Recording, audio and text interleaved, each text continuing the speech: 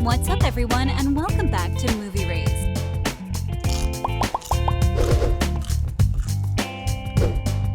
With the renewal announcement coming this last January about a second season of the most popular show on the Netflix streaming platform, we are here today to talk about some of the details and things only adults have noticed in the first season of Bridgerton. And without further ado, let's dive right in.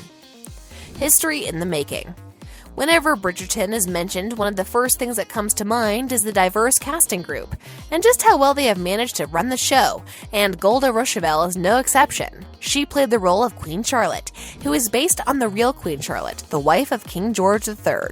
She is believed to be of Portuguese and African ancestry, making her the first English royal of mixed-race descent. Hair and makeup designer Mark Pilcher said that Charlotte's giant wig was inspired by none other than Beyoncé's look as Foxy Cleopatra in Austin Powers' movie.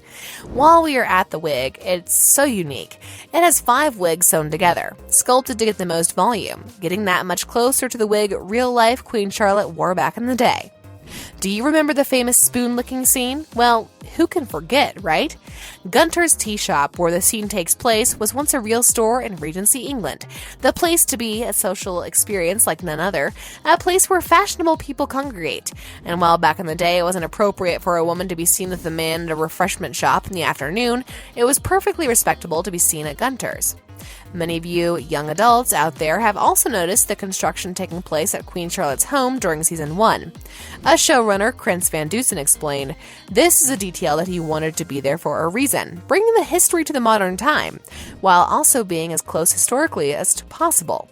The Queen's house was meant to be a private retreat for Charlotte, but after George took the throne, he and his architect, John Nash, transformed what was known as Buckingham House to Buckingham Palace. A rose by any other name." Throughout the show, whenever the scene takes us, there are flowers everywhere. But only a few of you probably noticed that whenever Daphne is in the focus, she is always surrounded by white roses, used to symbolize innocence and purity, which was expected by society from someone like her, a young debutante in Regency, England. In many scenes like the steamy kiss in the garden, the show surrounds her in contrast to her actions with the Duke. From roses to tulips, which begin to appear when Anthony Bridgerton is around, first an embroidery done by his mother and later in the background of Sienna's apartment. The adult audience might have noticed this and know the meaning behind it, the ones that read the book, that is. Those few will know that tulips represent an important part of Anthony's love story and what is coming in the second season of the show. Lady Bridgerton says to Anthony that tulips symbolize passion, the same thing that his wife would probably like. Birds and bees.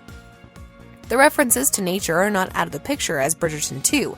Birds and bees owe butterflies and tulips, but what do they all mean? Some of you may know, but for those who don't, we are here today to tell you about it. From the very first scene to the last one in the series, bees are buzzing in the Bridgerton world. For example, the first bee makes its debut on the door knocker in episode 1, and the show closes itself on a shot of a bee in the window in the season finale. This means that they have some very special meaning for the series and the story in itself. But what is the whole thing about?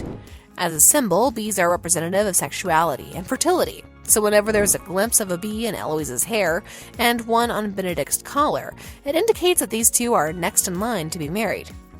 We also see a bee when Miss Leopold and her lover leave London, hinting that the reason for a rushed wedding could be something like an unexpected pregnancy. But for the adult fans of the books, bees come to the memories of the missing family members of the Bridgerton household. For example, Sir Edmund Bridgerton, who was unfortunately killed by a bee sting. On the other hand, for the Featheringtons are the butterflies, 600 to be exact. The staircase and the colorful Featherington is decorated with them, which is a detail that brings a lot of meaning and everything we need to know about this weird and quirky family. Butterflies are, as we all know, refer to growth and change, not only of the family itself and their ever-changing status, but mostly of one of the season's favorites, Penelope, who starts off shy and overlooked, but her journey leads her to cage breaking out and becoming her own woman, as she is revealed to be Lady Whistledown. And last but not least, another animal appearing in the show with wings are the birds and their feathers. This feature is very noticeable in episode 3, where stuffed peacocks and birds in cages were used as room decorations in the ballroom, symbolizing the men strutting off their stuff and mimicking the mating dance of the peacock. Some of the women have feathers in their hands, i.e. birds in the cages, the case in the Regency era. Wardrobes. As we all know by now, the ladies in Bridgerton are always dressed exceptionally well, with their perfect hair and hourglass figure, but you know what they say, beauty is pain, and let us tell you, pain there was. For a brief moment in the very first episode, we can see cuts and bruises on Daphne's back from her corset, but being the character that she is in the series, she says nothing of her discomfort. She is not allowed. As the season began, Daphne and her family started out wearing blue, which was opposite to the Featheringtons wearing bright pink. But what is very interesting is how Daphne's outfits matured and developed, depicting that what she is going through in her life, eventually mixing the blue and the red worn by the Duke, to make violet purple they both wear at the end. Daphne's bangs are yet another thing that not many of you noticed, a fashion detail that seems to be coming yet again in the real world, a trend that the adult audience might have noticed if it inspired by the iconic actress Audrey Hepburn. And while it was a somewhat questionable choice by the designers, it was intentional, and as Daphne's character develops and softens emotionally, so do the severity of the bangs. Paying homage. As for an homage, many adults definitely noticed the love story in Bridgerton between Daphne and Simon plays tribute to the ultimate love story of the Regency era, particularly Jane Austen's Pride and Prejudice, and here are some clues that hint at it. Right from the start, the main giveaway is the setting of Bridgerton, which is the year 1813, the same year the book itself was published. Other than that, the romance of Simon and Daphne mimics that of Elizabeth and Mr. Dissery, including Daphne's refusal of Nigel Birthbrook and Elizabeth's rejection of Mr. Collins. And yes, even though it is set in the early 1800s, the Bridgerton soundtrack is filled with references of modern-day music, such as the classical orchestral remakes of some popular songs. The catchy covers were done purposely to make audiences of the older age recognize some of them, while also see how some of their favorite songs would interact with modern age, despite the setting being Regency era, that and feel more at home, of course. On the other hand, some of the music hits used in the series also include some of the more modern hits in today's time, such as Ariana Grande's Thank You Next, Billie Eilish's Bad Guy, Adam Levine's Girl Like You, and Taylor Swift's Wildest Dreams. A little something for everyone, don't you think?